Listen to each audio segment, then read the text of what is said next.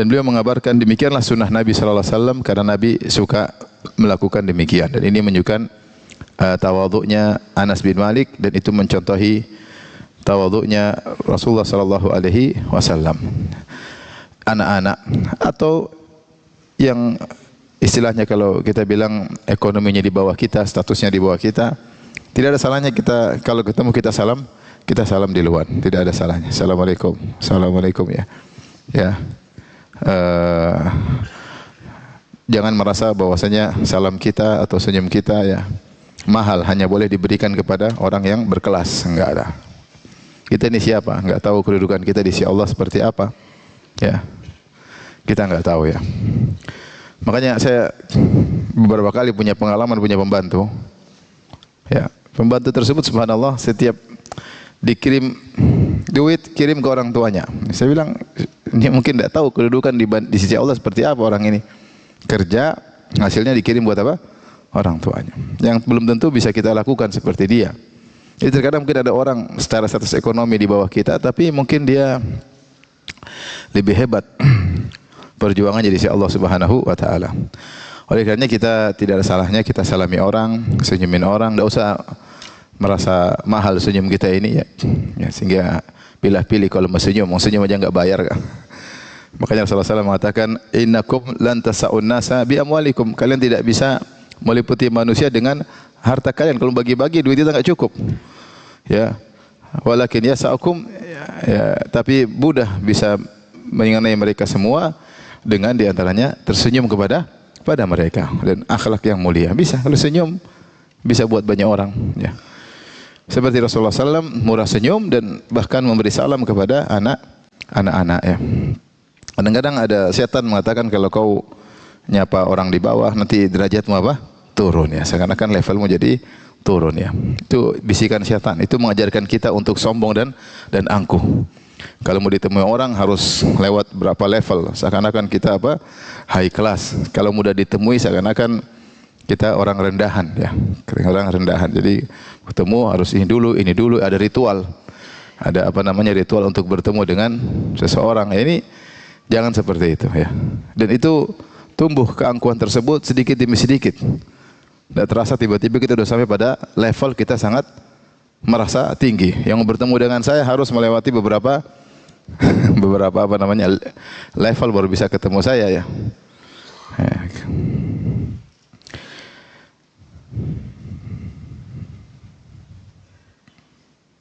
Sampai ada dai yang bodyguardnya mungkin lebih banyak daripada bodyguard pejabat.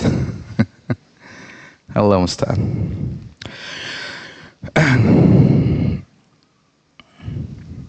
Sampai ada dai kalau dia mau makan dia harus ngirim orang cek dulu makanannya. Luar biasa. Ngalah-ngalahin presiden yang enggak usah seperti itu, biasa aja. Ya. Biasa aja kecuali kita memang mau diracuni orang ya lah. Kita ini siapa sih? Kita ini siapa sih? Kenapa harus kayak gitu? Enggak terasa kita kebawa dengan cara seperti itu. Mau dibilang kita tawadhu, gitu modelnya gimana mau tawadhu? Apa tawadhu seperti itu?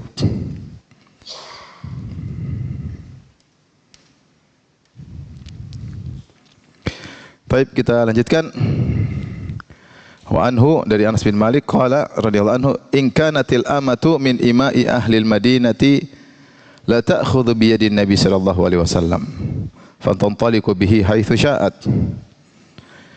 Rawahul Bukhari. Kata Anas bin Malik, sungguh ada seorang budak dari budak-budak wanita yang ada di kota Madinah, sungguh-sungguh mengambil tangan Nabi, kemudian bawa Nabi kemana hendak dia pergi. Yaitu Rasul tawadhu'nya ya. Ya mungkin kita tidak seperti Nabi tapi luar biasa tawadhu'nya. Tapi kita berusaha meniru, berusaha mendekati ya. Ini ada budak wanita kemudian ngambil tangan Nabi dibawa. Rasulullah tidak tarikan tangannya, lengannya diambil ya. Ini siapa sih? Ngajak-ngajak saya, bawa saya ke sana. Ya. Itu Nabi SAW, puncak tawadhu. Setan datang pada kita ketika kita mulai dikenal, merasa dibutuhkan. Kita merasa sedikit-sedikit seakan-akan kita orang hebat, orang diperlukan. Padahal subhanallah Allah yang menjadikan seorang mulia. Allah menjadikan dia apa namanya? Sehingga diperlukan orang. Tapi tidak usah merasa sok hebat, sok diperlukan, sok sibuk, sok macam-macam ya. Siapa yang lebih sibuk daripada Nabi sallallahu alaihi wasallam? Nabi istrinya 9. Kita istri 1 aja sok sibuk. Istri 9. Istri 9 urusan banyak ya. Tapi ketika ini kan bukan setiap hari, kadang-kadang ada keperluan seseorang. Tidak tiap hari juga budak wanita ngajak Nabi. Nabi juga punya waktu yang sedikit. Tapi kadang-kadang ada kejadian, ya Rasulullah biarin aja, mumpung lagi kosong, mumpung lagi wanita itu lagi ada keperluan, ditarik tangannya, Nabi biarin, dibawa oleh budak tersebut kemanapun dia hendak pergi. Ya. Dan ini tawaduk, puncak tawaduknya Nabi sallallahu alaihi wasallam, sampai tangannya diambil oleh seorang budak wanita, kemudian mengajak Nabi kemana yang pun dia sukai.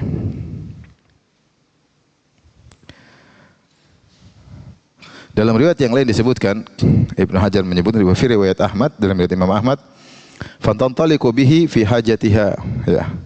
Maka dia pun bawa Nabi sallallahu alaihi wasallam karena ada keperluannya. Yaitu Nabi menemani dia sampai memenuhi keperluannya.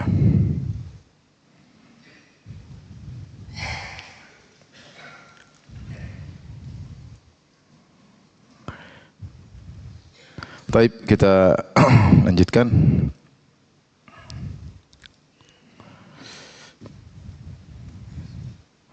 Hadis berikutnya, wa anil Aswad bin Yazid qala su'ilat Aisyah radhiyallahu anha ma kana Nabi sallallahu alaihi wasallam yasna'u fi baitihi. Aisyah ditanya radhiyallahu anha ummul mukminin, apa sih yang dikerjakan oleh Nabi di rumahnya? Qalat kana yakunu fi mihnati ahlihi. Rasulullah SAW membantu pekerjaan istrinya. Ini khidmata ahlihi. Ta'ni khidmata ahli, itu membantu pekerjaan istrinya. Fa idza hadaratis salat kharaja ila salat. Kalau tiba waktu salat maka beliau pun meninggalkan semua kegiatan menuju salat. Hadis riwayat Al-Bukhari. Hadis ini juga menunjukkan tawadhu'nya Nabi sallallahu alaihi wasallam di hadapan istrinya. Kita tahu bahwasanya di antara kebiasaan para sahabiat, mereka berkhidmat kepada suami, ya. Mereka berkhidmat kepada suami, seperti riwayat tentang Fatimah radhiyallahu anha. Fatimah menyapu rumah, Fatimah nimba air, Fatimah radhiyallahu anha menggiling gandum, Fatimah radhiyallahu anha membuat adonan kemudian membakar roti, ya, sampai tangannya ngapal, ya, kemudian tidak lembut lagi, sampai wajahnya juga terpengaruh karena dekat dengan furn atau dengan tanur, ya. Memanggang roti kan dekat ada api sehingga berubah wajahnya, bajunya penuh dengan debu, dan ini semua dia kerjakan di rumah sampai akhirnya dia minta pembantu kepada Nabi sallallahu alaihi wasallam dan Nabi pun tidak kasih. Kemudian Nabi bilang sama Fatimah, "Ya bunayya, inna khairan nisa." Sungguhnya wahai putriku, sungguhnya wanita yang terbaik adalah allati tanfa'u ahlaha, yang bermanfaat bagi keluarganya. Sehingga kegiatan seorang istri di rumah, kalau dia niatkan karena Allah, maka itu adalah amal soleh, bahkan menjadikan dia yang terbaik. Itu kebiasaan para sahabat. Sebenarnya Asma binti Abi Bakar menikah dengan Zubair yang miskin, maka dia harus berjalan, ya, suluthai farsakh, yaitu sekitar 4 kilo, pergi ke kebunnya Zubair, kemudian mikul nawat, mikul biji-biji kurma, kemudian dipulang harus ditumbuk supaya kemudian dikasih air jadi makanan hewan, karena biji kurma itu bisa jadi makanan hewan. Direndam dulu agak lama, baru kemudian ditumbuk-tumbuk jadi lembut, kemudian dimakan oleh hewan. Ini kerjaan dia, jalan jauh 4 kilo mikul, terus ngurusin kudanya Zubair, ya, dilatih kudanya Zubair, dikasih makan, ngurus ontanya Zubair, semua dia lakukan, biasa sahabiat. Tapi bukan berarti kemudian para sahabat itu suami-suami mereka tidak bekerja. Mereka bekerja dan mereka ada kesibukan banyak, berjihad, berdakwah. Tapi kalau pulang ke rumah ada kesempatan bantu juga istri. Dan ini Nabi SAW demikian. Beliau tawadhu kepada istrinya, ya, sampai dikatakan oleh Anas, dikatakan oleh Aisyah radhiyallahu anha, kana yakunu fi mihnati ahlihi. Beliau membantu istrinya. Membantu kerjaan wanita yang mungkin cuci piring, kalau bang kita cuci piring, cuci pakaian, berarti Nabi bantu, ya. Bantu kerjaan seperti itu, mungkin bantu sapu-sapu, ya. Ini umum, Aisyah menyebutkan secara umum.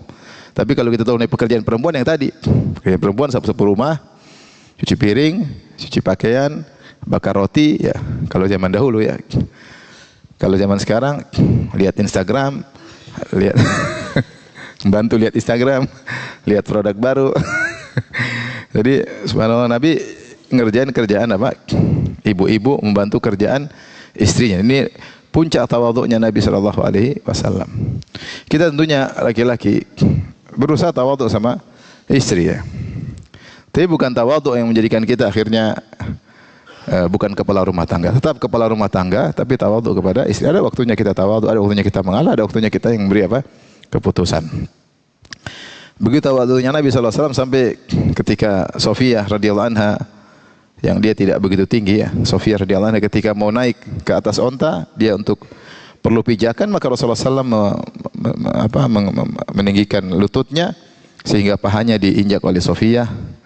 Kemudian Sofiyah naik di atas onta beliau ya. Dan ini tawadhu luar biasa dilihat oleh para sahabat ya. Kita belum melakukannya ya. Lain kali kita praktek. Kalau istri mau ngambil sesuatu di atas lemari, kita bilang silakan. Pasang kuda-kuda. Tapi timbang dulu berat badan berapa. Maksudnya Nabi SAW subhanallah tawadhu ya. Apalagi istri orang tua yang sudah tidak ada ya, jauh dari kakaknya, jauh dari adiknya ya. Saatnya kita tawadhu kepada istri. Apalagi istri sudah mulai tua, sudah kurang pede lagi ya. Macamnya tetap kita sayang sama istri. Ada saatnya kita tawadhu kepada istri, kita bantu kerjaannya dan kita niatkan cari pahala. Niatkan cari pahala ya. Karena itulah sunnah Nabi sallallahu alaihi wasallam. Jadi tidak merasa angkuh, hendak. Kadang istri minta bantu cebok anak-anak, ya cebok ya. Enggak ada masalah ya, karena itu salah satu sunnah. Tetapi lihat bagaimana Nabi sallallahu alaihi wasallam. Fa idza hadaratis salat, kalau sudah tiba waktu salat, langsung beliau tinggalkan semuanya. Fokus berubah. Mau lagi ngobrol sama istri, mau ketawa-ketiwi sama istri, membantu istri, begitu datang waktu salat selesai. Ada yang panggilan Nabi penting, yaitu memenuhi panggilan Allah Subhanahu wa taala. Langsung berhenti, fokus untuk salat ya. Untuk beribadah kepada Allah Subhanahu wa taala. Jadi ini salah satu tawadhu mencakup seluruhnya. Ada sebagian orang tawadhu kepada temannya tapi sama istri enggak tawadhu. Ada yang begitu. Masya Allah kalau sama orang lain seperti apa namanya? Seperti arnab, seperti apa namanya? Kelinci, lembut. Kalau sama istri seperti kucing garong. Sangar, teriak-teriak, merendahkan, menghinakan, menjatuhkan, meremehkan. Kalau aja ngomong tidak diindahkan. Sebagian suami seperti itu. Saya pernah cerita ada kasus orang datang ke rumah, istrinya nangis-nangis. Istrinya sudah bercadar, suaminya juga sudah sunnah. Ustaz, ini suami saya kalau dia lagi marah, kadang dia tendang saya. Kadang dia bilang saya iblis. Saya bilang, aduh, ikut iblis. Masih mending isi manis jembatan Ancol kayak atau Gendruwo. Ini iblis, bosnya setan. Disematkan kepada istrinya. Maksudnya enggak ada kata-kata lain. Maksudnya saking emosinya iblis. Iblis juga laki-laki, ini perempuan. Iblis woman kayak apa gimana kayak. Jadi subhanallah, apa enggak mikir maksudnya kata-kata itu. Bagaimana? Apalagi perempuan kan perasaan. Dia lebih mendahulukan perasaan daripada nalarnya. Terus kita kata-kata menyakiti seperti itu, ya akhirnya nggak kuat dia tinggal sama suaminya. Jadi tawadhu bukan cuma sama teman, tawadhu juga pada istri, tawadhu juga pada anak-anak. Ada saatnya kita beri waktu buat anak-anak, kita ngobrol sama anak-anak, kita gendong anak-anak, tawadhu sama tetangga, berusaha tawadhu pada segala sisi ya. Sebisa mungkin ya. Tentu kita tidak akan menyamai Nabi SAW, tapi kita belajar karena tahu kita punya banyak kekurangan. Apapun yang kita miliki ada potensi buat kita merasa tinggi. Entah jabatan, entah ilmu, entah diperlukan orang, entah ketenaran, entah popularitas. Itu buat kita terkadang sok ya. Sok sibuk lah, sok anu lah. Saya ulangi lagi tadi, Nabi saja istrinya 9 juga tidak sok sibuk. Ini istri baru 1, apalagi baru nyari. Sudah sok sibuk. Sebagaimana dalam hadis ketika Aisyah ditanya tentang kegiatan Nabi, Nabi juga terkadang ngurus dirinya sendiri. Tidak selalu diurusin oleh istrinya. Ini di antara tawadhu Nabi. Aisyah ditanya, "Maka Rasulullah sallallahu alaihi wasallam, maka amul Rasulullah sallallahu alaihi wasallam fi baiti?" Apa sih kegiatan Nabi di rumahnya? "Maka illa basyaran minal basyar." Kata Aisyah, tidaklah Rasulullah SAW kecuali sebagaimana lelaki yang lain. Kana yafli thawbahu wa yahlubu syatahu wa yakhdimu nafsahu. Beliau jahit bajunya, beliau merah susu kambingnya, beliau melayani diri, berkhidmat kepada dirinya sendiri. Dalam sebagai riwayat, yakhsifu na'lahu, yaitu beliau bikin sendal, kulit ditumpuk kemudian dijahit. Beliau bikin sendal sendiri. Beliau bikin sendal apa? Sendiri ya. Ini Nabi SAW. Kita baru ustadz lokal, interlokal, sudah maunya luar biasa. Ya kadang-kadang kita lupa diri. Kita lupa diri sehingga mau selalu dilayani. Kalau tidak dilayani seakan-akan kita direndahkan. Ada setan bilang begitu. Makanya kalau kita tidak dihormati orang, ingat Nabi Musa alaihissalam. Allah sebutkan kisahnya bersama Nabi Khadir. Fantalaqa hatta idza ataya ahla qaryatin istata'ama ahlaha fa abau ay yudayyifuhuma fawajada fiha jidaran yuridu ay yanqadha fa aqama. Berjalanlah Nabi Musa dan Nabi Khadir, dua nabi yang mulia. Sampailah mereka kepada suatu penduduk negeri. Ya. Kemudian mereka minta dijamu karena mereka dalam perjalanan safar. Musa safar, mungkin Khadir enggak, tapi mereka dalam perjalanan. Mereka minta dijamu, fa abau ayyudayyifuhuma. Namun mereka semuanya, Allah menggunakan kata jamak fa abau. Satu kampung semuanya tidak ada yang mau menjamu Nabi Musa dan Nabi Khadir. Bahkan sebagian ulama menafsirkan itu mereka mengetuk pintu satu-satu semua penduduk kampung tersebut. Tidak ada yang mau jamu Nabi Musa Nabi Khadir. Ya sudah, pulang. Enggak mau dijamu. Dia bilang, tahu saya ini Nabi, enggak dijamu. Kadang-kadang kita lupa bahwasanya para anbiya yang tidak ada bandingan dengan kita. Mereka terkadang begitu dan mereka tidak ngomel-ngomel. Tidak merasa tidak dimuliakan. Setan yang buat kita merasa tinggi, merasa harus dimuliakan, merasa harus dihormati, merasa harus kita ini siapa? Lupa untuk tawadhu. Tawadhu kepada Allah, tawadhu kepada makhluk dengan atas perintah Allah Subhanahu wa taala. Kita mau berinteraksi bagaimana kalau kita tidak tawadhu? Ya namanya tawadhu ada yang dikorbankan, waktu dikorbankan, ada harta dikorbankan, ada dalam tanda kutip harga diri, maksudnya sok-sok kita korbankan. Nabi SAW tidak selamanya dilayani oleh istrinya. Taib.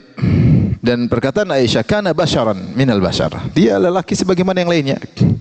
Isyarat bahwasanya Nabi tidak menyespesialkan dirinya, ya artinya dia tidak merasa saya kan Rasul, kau ya Aisyah harus begini-begini, enggak, ya.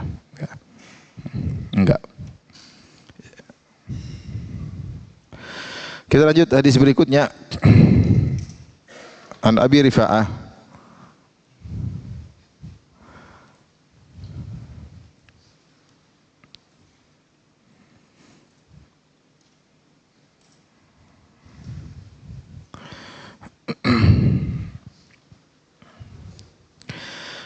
Tamim bin Usaid radhiyallahu anhu qala intahaitu ila Rasulullah sallallahu alaihi wasallam wa huwa yakhthub. Aku berjalan sampai aku tiba di hadapan Nabi dan Nabi sedang berkhutbah.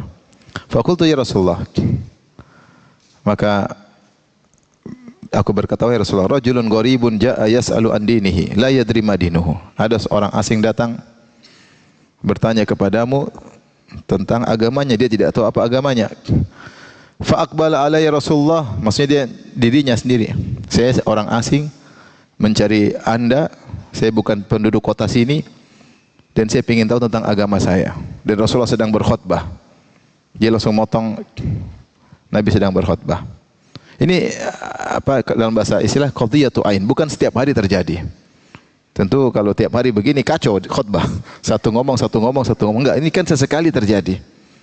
Ini kasus tertentu terjadi, tentu Rasulullah menghadapi kasus tertentu dengan cara beliau ya, bukan setiap hari, bukan. Fa aqbala alayya Rasulullah sallam. Maka Rasulullah sallam pun balik menghadapku. Wa taraka khutbatahu. Dia tinggalkan khutbahnya hatta taha ilayya. Rasulullah datang menuju saya. Fa utiya bi kursiyyin fa qa'ada alaihi. Maka didatangkanlah kursi, Rasulullah pun duduk di atas kursi tersebut. Wa ja'ala yu'allimuni mimma 'allamahullah. Maka Nabi pun mengajari beliau dari apa yang Allah ajarkan kepada beliau. Thumma ata khutbatahu fa atama akhiraha. Kemudian beliau setelah ngajarin aku, dia balik lagi lanjutkan khutbahnya. Hadis riwayat Muslim. Subhanallah. Bagaimana tawadhu'nya Nabi sallallahu alaihi wasallam. Jauh kita dari Nabi sallallahu alaihi wasallam. Ya, mungkin tidak punya adab, nanti nggak bisa ngomong. Kalau kita mungkin nanti ketemu dulu apa namanya tim saya, nanti saya belakang ya. Nabi tidak begitu. Nabi tidak begitu ya. Kita jauh dari kita ini kadang sok diperlukan. Yang orang seperti kita masih banyak. Yang punya ilmu lebih dari kita juga masih lebih banyak. Kita sok orang hebat.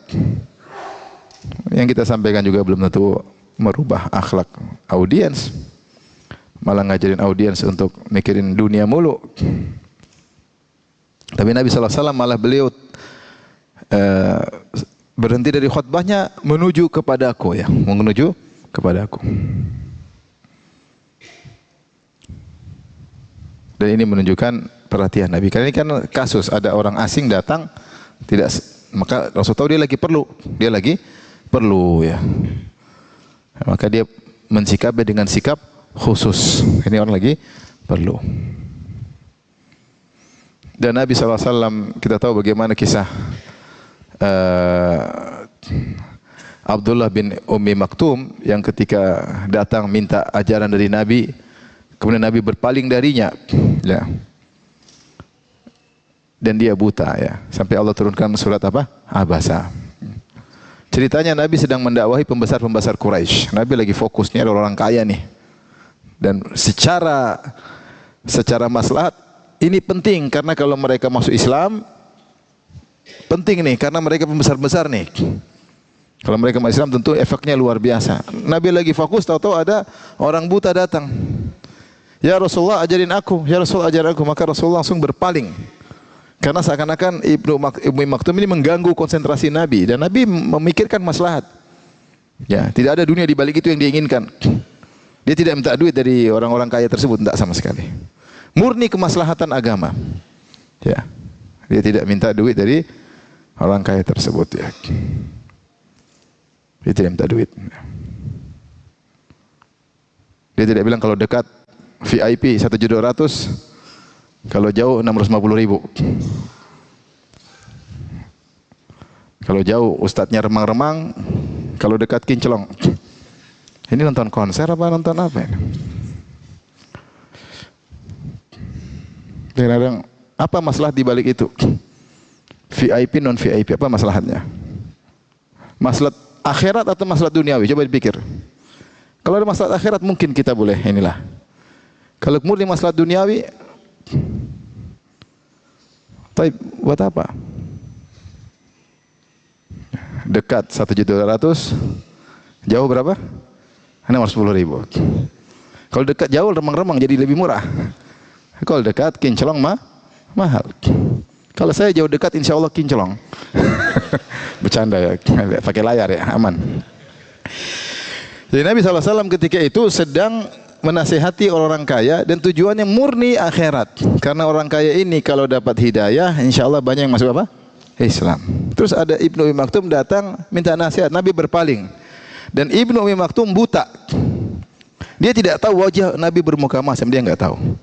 Dan dia tidak tahu Nabi berpaling, dia pun tidak tahu. Yang tahu siapa?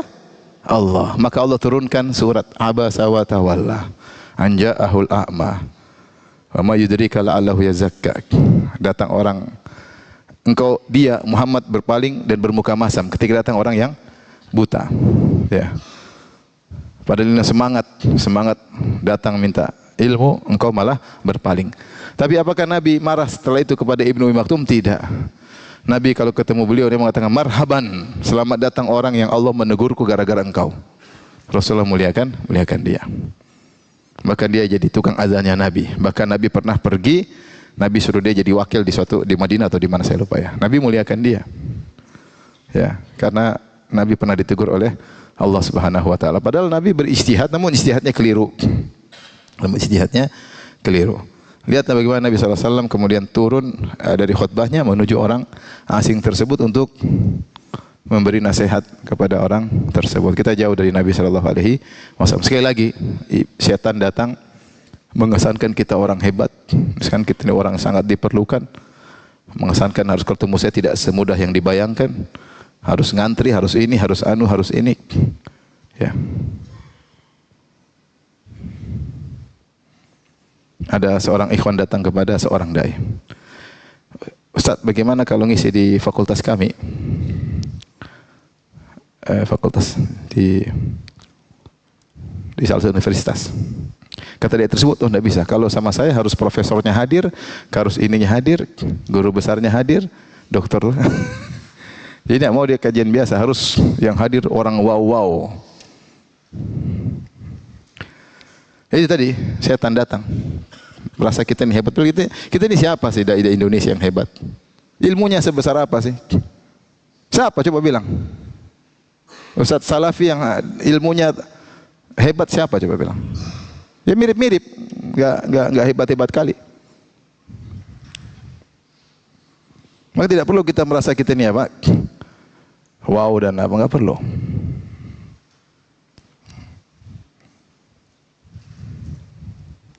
Tapi kita lanjutkan.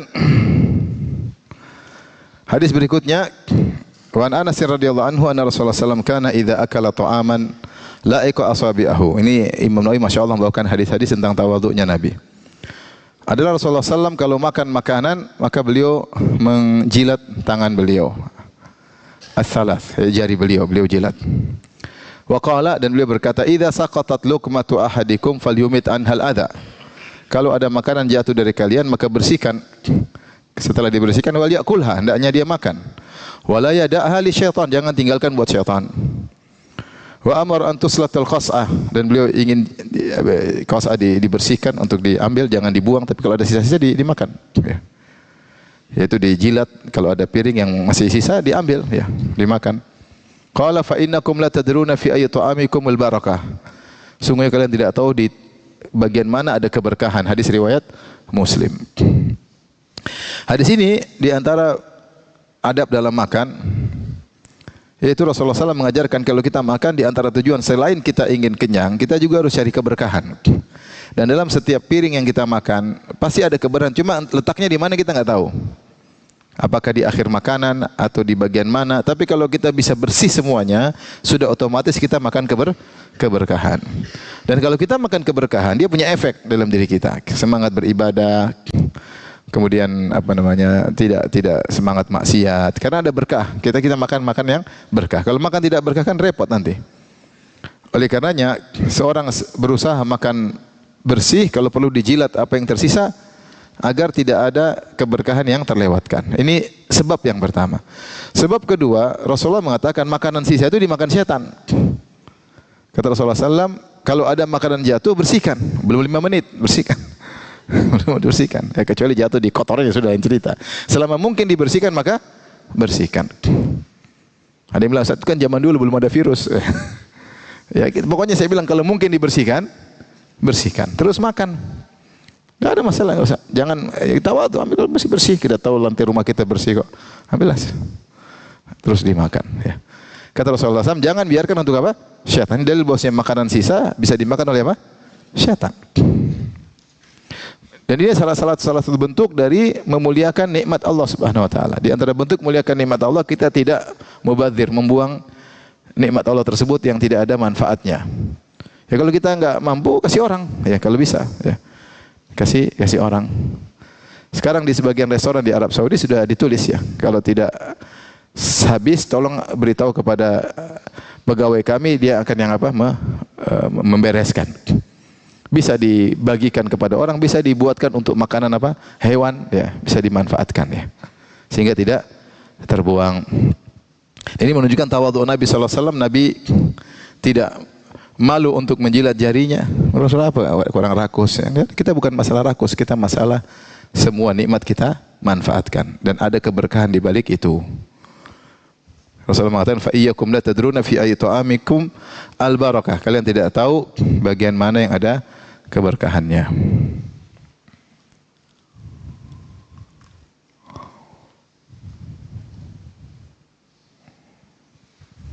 Bahkan dalam sebagian riwayat hendaknya teman makannya suruh jilatin.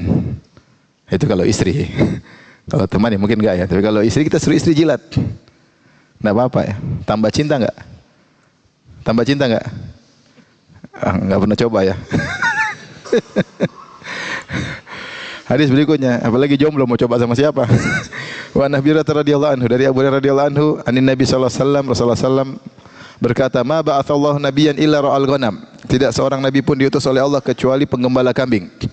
Qala ashabuhu, para sahabat berkata, "Wa anta, engkau ya Rasulullah?" Faqala, "Na'am, kuntu ar'aha ala qararita li ahli Makkah." Saya juga dulu penggembala kambing karena saya nabi dan seluruh nabi pasti menggembalakan kambing. Saya juga menggembalakan kambing punya orang, bukan kambing saya. Namun saya dapat upah qararit, yaitu qararit maksudnya adalah pecahan dari dinar atau dirham. Kambing-kambing milik penduduk Mekah. Hadis riwayat Bukhari. Ini hadis menjelaskan tentang tawadhu. Di antara kerjaan para nabi, para nabi adalah manusia termulia. Mereka tidak sombong, tidak angkuh. Mereka mau menggembalakan kambing. Rasulullah mengatakan as-sakinatu fi ahli al-ghanam wal kibr wal khuyala fil faddadin ahli al-wabar. Bahwasanya ketenangan berada pada penggembala kambing, sementara kesombongan dan keangkuhan berada pada penggembala onta atau pemilik kuda ya. Ya, penggembala onta ahlul wabar, yaitu onta itu namanya rambutnya disebut wabar ya. Di sini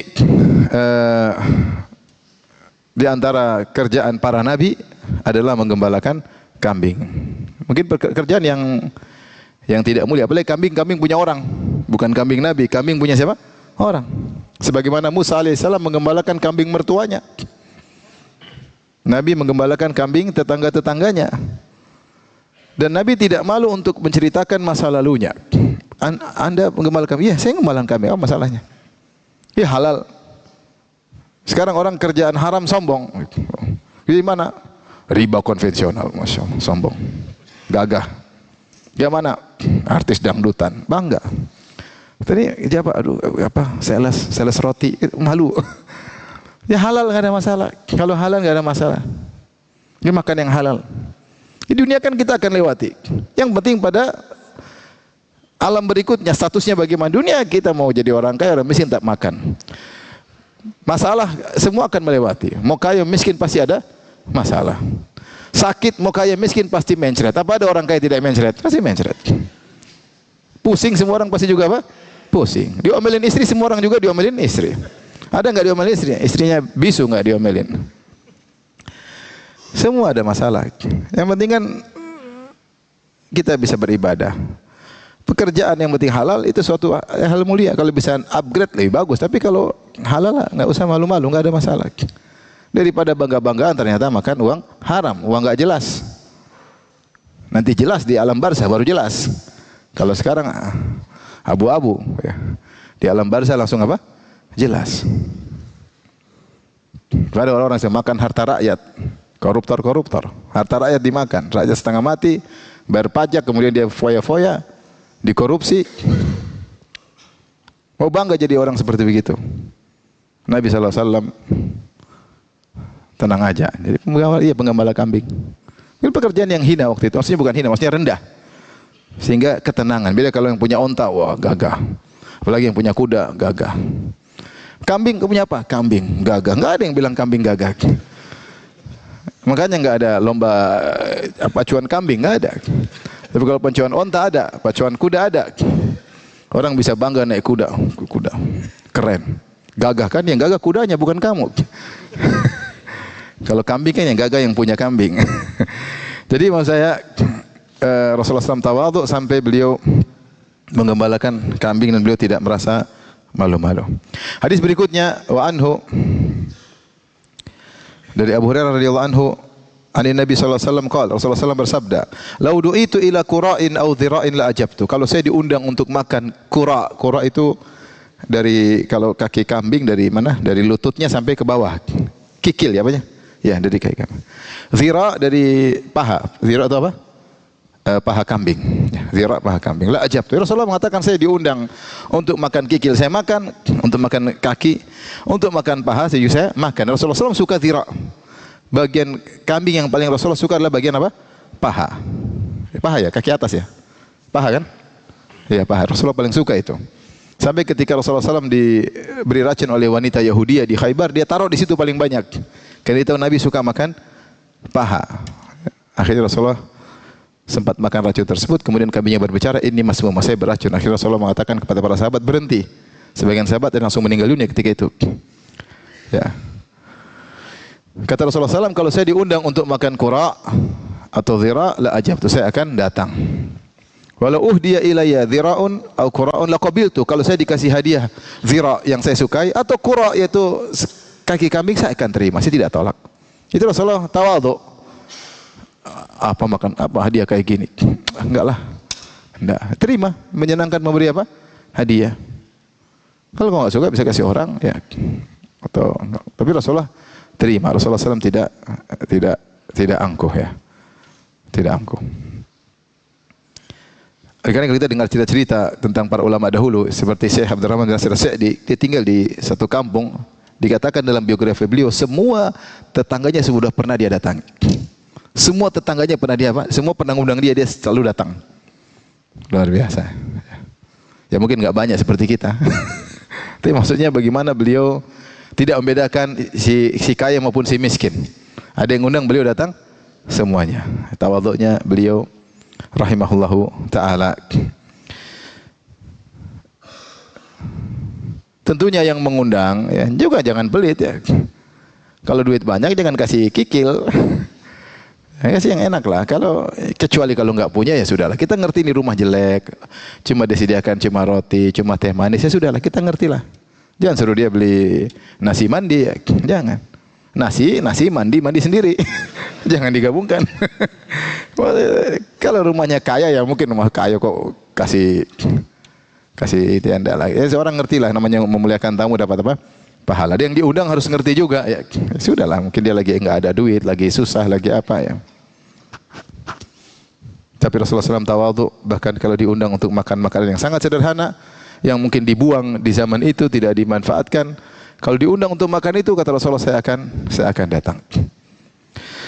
Taib, an Anas radhiyallahu anhu qala kanat naqatu Rasulullah sallallahu alaihi wasallam al-adba adalah onta Nabi namanya al-adba la tusbak, tidak pernah kalah kalau pacuan onta, tidak pernah kalah. Aulak takadu tusbak, atau hampir tidak pernah kalah. Memang kuat onta Nabi. Faja'a Arabiyyun ala qa'udin lahu, tiba-tiba datang seorang Arab Badui, bukan orang kota, orang Arab Badui. Yang mungkin adabnya tidak seperti orang kota. Ala qa'udin lahu, dia bawa onta qa'ud maksudnya onta yang sudah bisa ditunggangi. Umur antara 2 tahun sampai 5 tahun. Belum besar sekali. Beda kalau onta Nabi sudah gede, sudah sempurna besarnya, sudah kuat. Ini masih antara 2 tahun sampai 5 tahun. Maka tiba-tiba fasabaqaha, tiba-tiba onta Arab Badui ini menang ngalahin onta siapa? Nabi. Fasyaqqa dzalika 'alal muslimin. Kaum muslimin gelisah, waduh, onta Nabi kalah ini. Enggak enaknya Arab Badui datang Badui ngalahin apa? Onta Nabi. Selama ini kita kalah mulu. Ini bukan orang apa? Bukan datang jagoan dari mana? Badui. Badui datang tahu-tahu menang lah. Ini gimana ini? Ya. Sampai hal itu memberatkan kaum muslimin. Hatta arafahu, sampai Rasulullah tahu, kayaknya para sahabat merasa enggak enak ketika onta Nabi kalah. Maka Rasulullah berkata, haqqun 'ala Allah alla yartafi'a syai'un minad dunya illa wada'ahu. Merupakan hak Allah, tidak ada satupun perkara dunia yang tinggi kecuali Allah akan jatuhkan. Ya itu apa? Onta menang perkara dunia, bukan perkara apa-apa. Waktunya jatuh. Sehingga para ulama ketika membahas hadis mereka mengatakan ini dalil dilarang untuk bangga-banggaan masalah apa? Dunia. Masalah membangga-banggakan perkara akan dijatuhkan oleh Allah suatu hari. Ya, rusak atau tewas atau apa, suatu saat akan dijatuhkan oleh Allah Subhanahu wa taala. Subhanallah, sebagian orang, ini hadis, bayangkan, dibawakan oleh Imam Nawawi dalam bab tawadhu dan dibawakan oleh Imam Bukhari dalam kitabnya Kitabur Riqaq juga dalam bab tawadhu. Coba cara pandangnya. Bosnya tidak usah bangga-banggaan dengan onta, kalah enggak ada masalah. Sebagian orang cara pandangnya ngawur. Ini dalil bahwasanya punya mobil paling kenceng dia sunnah. Punya motor paling kenceng sunnah karena onta Nabi kenceng. Subhanallah. Malah dibalik suruh beli motor yang mahal-mahal. Ini otak bagaimana, saya juga bingung. Ini hadis dibawakan dalam bab tawadhu, bukan bangga-banggaan punya motor Harley dimension. Bukan. Azan kah? Azan dulu.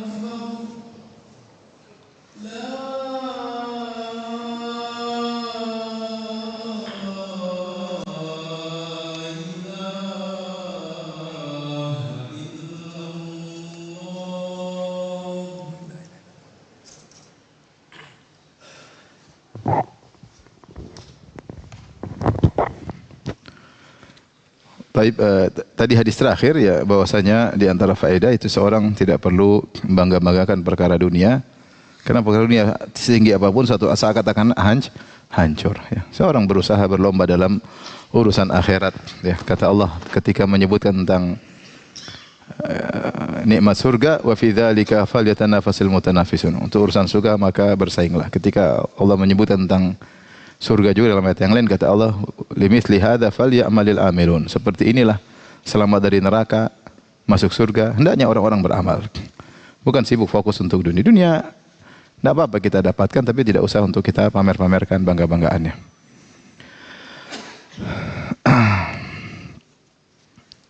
Tapi demikian kita lanjutkan dengan tanya jawab. Afwan bertanya bagaimana